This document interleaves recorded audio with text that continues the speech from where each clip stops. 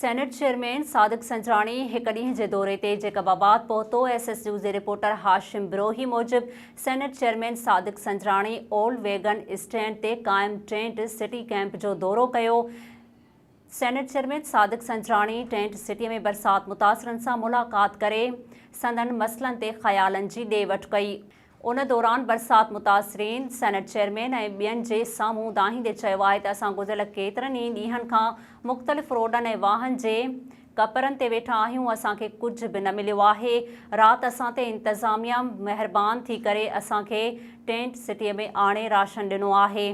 उन मौक़े ते सेनेट चेयरमैन सादिक संजरानी मीडिया सां ॻाल्हाईंदे चयो आहे त जैकबाबाद में केतिरनि ई ॾींहनि खां लाचार माण्हू रोडनि ते पियल आहिनि। जैकबाबाद समेत सॼो मुल्क ॿुॾी वियो आहे। मुतासिरनि जी बहालीअ में वक़्तु लॻंदो। उन मौक़े ते senator Maulana Abdul Ghafoor Haideri, senator Syed Mushahid Hussain, senator Sanaullah Jamali, senator Naseebullah Bazai ऐं ॿिया पिणु गॾु हुआ।